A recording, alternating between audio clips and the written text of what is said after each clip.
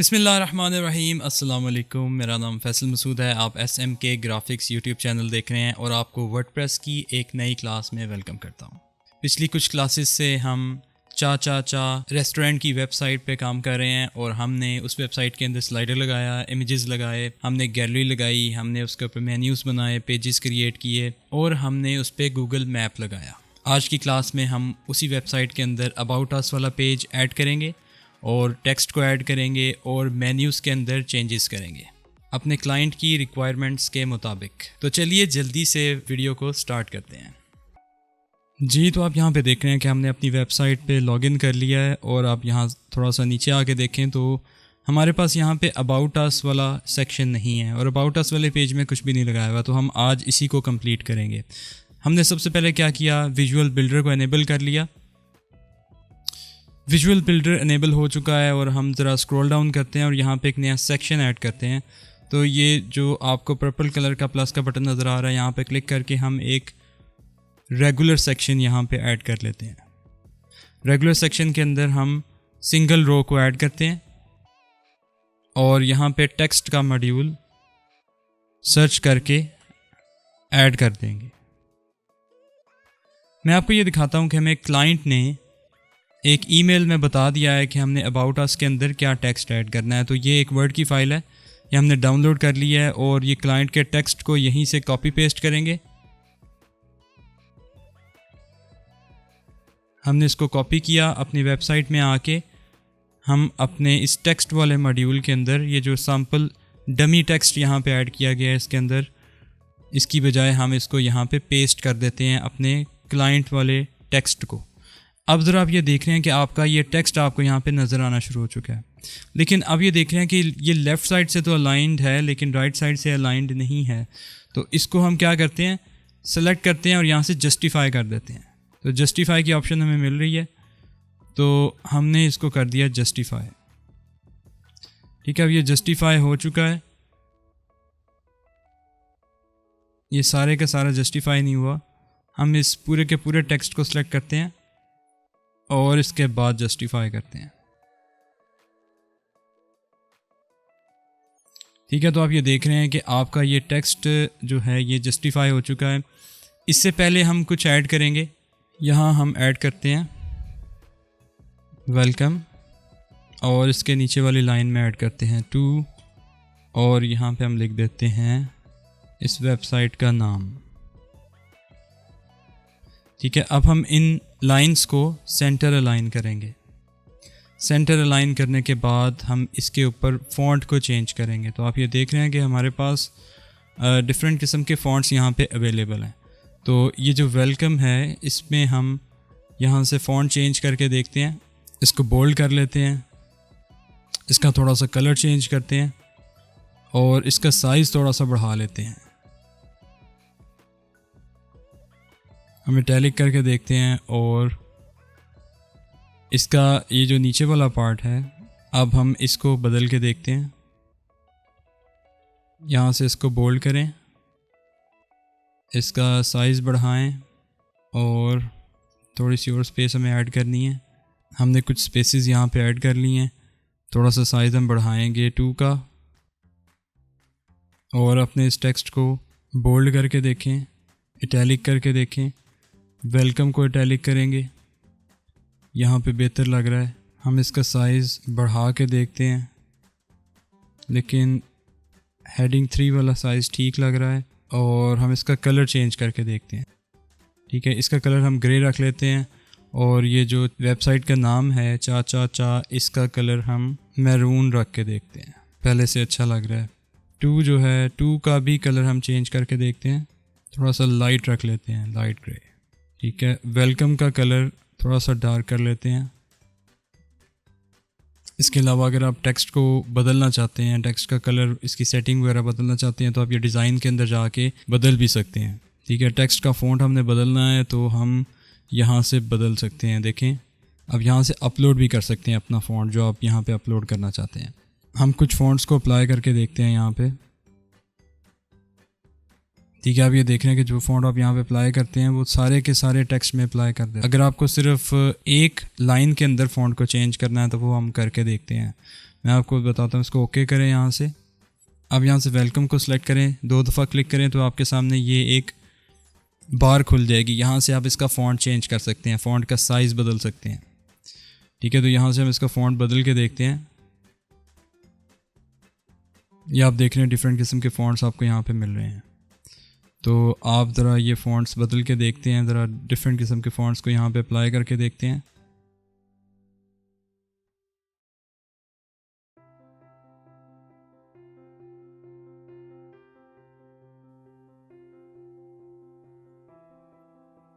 हमने इसका font change किया, यहाँ से सेव पे क्लिक किया तो आप ये देख रहे हैं कि ये फ़ॉन्ट यहाँ पे अच्छा लग रहा है, थोड़ा सा स्टाइलिश लग रहा है।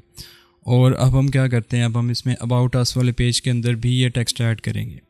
तो हम यहाँ से सेव करते हैं, एग्ज़िट विजुअल बिल्डर करते हैं और अब हम क्या करेंगे, अबाउट अस वाले पेज पे आते हैं। अबाउट अस वाले पेज पे आने के बाद हम एनेबल विजुअल बिल्डर करेंगे। हम यहाँ पे बिल्ड फ्रॉम स्क्रैच करेंगे। अब हम क्या करेंगे, हम यहाँ पे इसी तरह बिल्कुल एक सिंगल रो को ऐड करते हैं। सिंगल रो ऐड करने के बाद हम इसके अंदर टेक्स्ट डालते हैं। टेक्स्ट का मॉड्यूल आ चुका है। अब हम इसमें ये जितना भी टेक्स्ट था इसको कॉपी करते हैं, अबाउट अस को भी कॉपी कर लेते हैं और यहाँ पे आके इसको पेस्ट कर देंगे अपने इस डमी टेक्स्ट की जगह। ठीक है, हमने ये टेक्स्ट को ऐड कर दिया। अब हम इसको करेंगे जस्टिफाई। जस्टिफाई पे क्लिक किया तो ये जस्टिफाई हो जाएगा।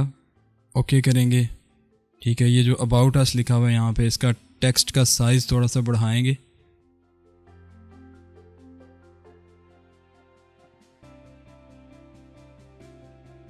थोड़ा सा कम करेंगे और इसके दरमियान में थोड़ी सी स्पेस डालेंगे। अब हम एक काम ये करते हैं कि इसको सेव कर लेते हैं और सेव करने के बाद ये देखेंगे कि आपको इसको अगर मज़ीद थोड़ा सा खूबसूरत करना है तो हम इसके ऊपर एक स्लाइडर ऐड करेंगे।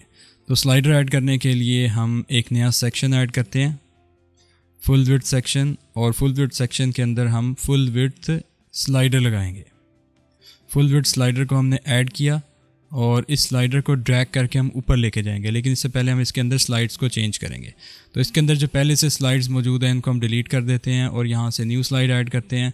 न्यू स्लाइड ऐड करने के बाद हम इसका टाइटल रिमूव कर देते हैं, इसका बटन रिमूव कर देते हैं, इसके अंदर जो टेक्स्ट है इसको रिमूव कर देते हैं और इसके बैकग्राउंड में इमेज लगाएंगे। ठीक है, तो बैकग्राउंड में इमेज लगाने के लिए हम पहले इमेजेस को सेव करके रखेंगे। तो आप यहाँ पे देख रहे हैं कि फ़ोटोशॉप के अंदर हमने कुछ इमेजेस को बनाया हुआ है। ठीक है, ये फ्रंट के लिए बनाया हुआ है हमने। ठीक है, तो फ्रंट इमेज को हम चेंज करेंगे और मैं आपको सबसे पहले बता देता हूँ कि इस स्लाइडर का जो साइज़ है वो 1800 पिक्सल्स बाय 800 पिक्सल्स है। ठीक है, और इसकी रेजोल्यूशन 100 पिक्सल्स है।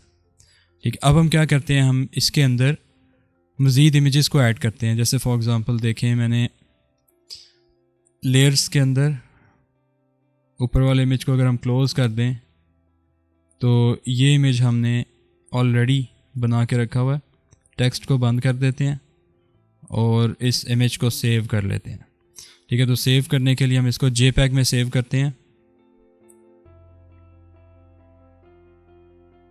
आपने अगर फ़ोटोशॉप के बारे में सीखना है, अगर आपने फ़ोटोशॉप को यूज़ करना सीखना है तो मैंने उसके लिए एक अलग से कोर्स बनाया हुआ है। मेरे चैनल SMK ग्राफिक्स पे आपको कंप्लीट फ़ोटोशॉप के ट्यूटोरियल्स मिल जाएंगे जिसमें तकरीबन 50 के करीब वीडियोस हैं। ठीक है, तो आप मेरे चैनल पे जाके प्लेलिस्ट में जाके फ़ोटोशॉप की वीडियोस को और ट्यूटोरियल्स को देख सकते। तो यहाँ पे मैं क्या करता हूँ, अपने इस इमेज स्लाइडर को कोई नाम दे देता हूँ और सेव कर लेता हूँ JPG में। एक इमेज हमने बना लिया और अब हम दूसरा इमेज डालेंगे इसमें। लेट्स से ये वाला इमेज हम डाल देते हैं। क्लिक करके ड्रैग करें और इसको यहाँ पे ड्रैग करके लगा दें। ठीक है, इसको ड्रैग करके हम फिल कर देंगे इस पूरे के पूरी पेज के अंदर। यहाँ पे ठीक लग रहा है।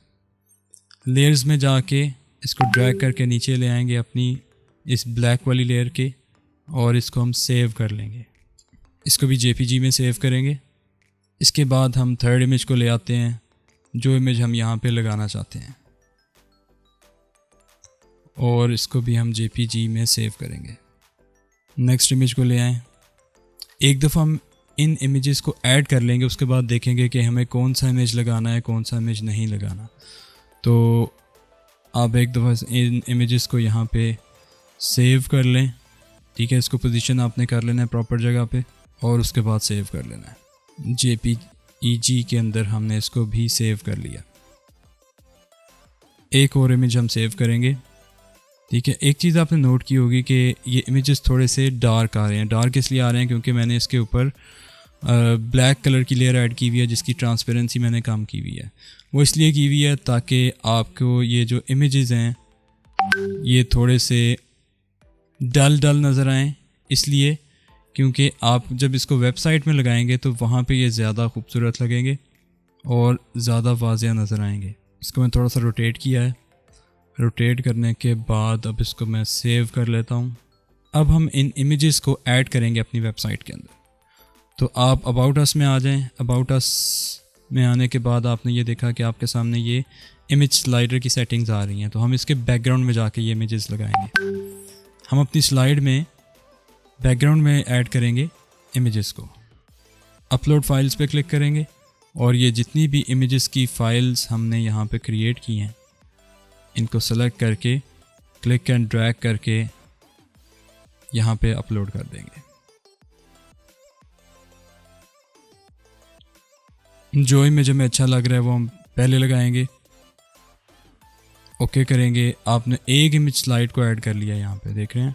अब इसी को डुप्लीकेट कर लेंगे हम, ठीक है। इसी को यहाँ पे हम 4 दफ़ा डुप्लीकेट कर लेते हैं और नीचे वाली स्लाइड में हम नेक्स्ट इमेज लगाएंगे। इसके बैकग्राउंड में जाके चेंज करेंगे, ठीक है। ये वाले इमेज को डिलीट कर देंगे और यहाँ पे हम नया बैकग्राउंड लगाएंगे। फाइल्स हमने ऑलरेडी अपलोड कर दी हैं।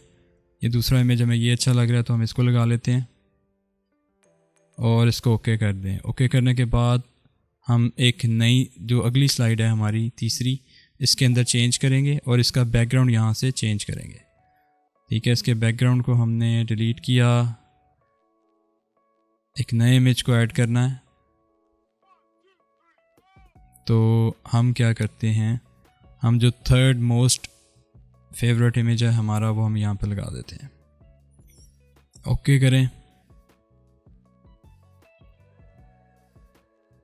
जो सबसे लास्ट वाली स्लाइड है इसके अंदर भी हम अपने एक इमेज को ऐड कर देंगे। ये ऑलरेडी जो मौजूद इमेज है इसको डिलीट करेंगे, ऐड बैकग्राउंड करेंगे और जो आपके अपलोडेड इमेजेस हैं इसमें से हम इमेज को सिलेक्ट करेंगे और अपलोड इमेज पे क्लिक करके आप इसके अंदर इस इमेज को अपलोड कर देंगे।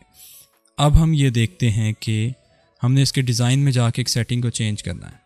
हम डिज़ाइन में जाते हैं, ओके करते हैं। हम फुल विड्थ स्लाइडर की सेटिंग्स में इसके डिज़ाइन में जाते हैं और यहाँ पे जाके इसकी एनिमेशन में जाके इसकी ऑटोमेटिक एनिमेशन को ऑन करना है ताकि ये स्लाइड्स ऑटोमेटिकली आपकी चेंज हों। और यहाँ से हम 5000 सेलेक्ट कर लेते हैं, जिससे ये होगा कि अब हर 5 सेकंड के बाद आपकी जो इमेज है वो चेंज हो जाएगी ऑटोमेटिकली। और continue automatic slide on hover, यानी कि जब आप अपना माउस का कर्सर उसके ऊपर लेके जाएंगे तब वो पॉज नहीं करेगा, स्लाइड करता रहेगा। तो आप इसको ऑन कर लें यहाँ से और यहाँ से ओके कर दें, ठीक है। अब ये देखें आपका ये स्लाइडर यहाँ पे आ चुका है। इसको ड्रैग करके ऊपर ले जाते हैं। यहाँ से हम ड्रैग करेंगे और इसको हम इस अबाउट अस वाले सेक्शन से ऊपर ले आते हैं,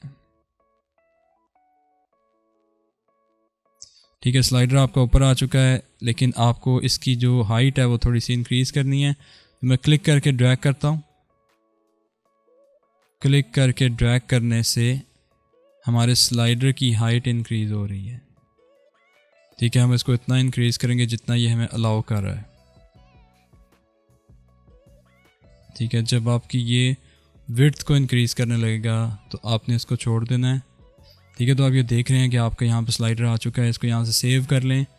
सेव करने के बाद एग्जिट विजुअल बिल्डर करें तो आपके सामने अबाउट अस वाला पेज आ चुका है और हर 5 सेकंड के बाद ये स्लाइड को चेंज करेगा। यहाँ पे अबाउट अस का कलर चेंज करेंगे, विजुअल बिल्डर को इनेबल करें, इसको सेव करेंगे, एग्जिट करेंगे। लें जी, अबाउट अस वाला पेज हमारे सामने बिल्कुल परफेक्टली डिज़ाइन हो गया है हमारे यूज़र की रिक्वायरमेंट के मुताबिक।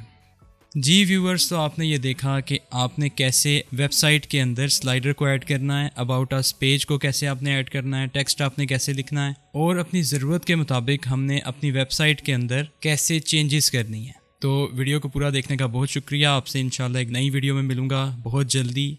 अपना बहुत सा ख्याल रखिएगा। अल्लाह हाफिज़।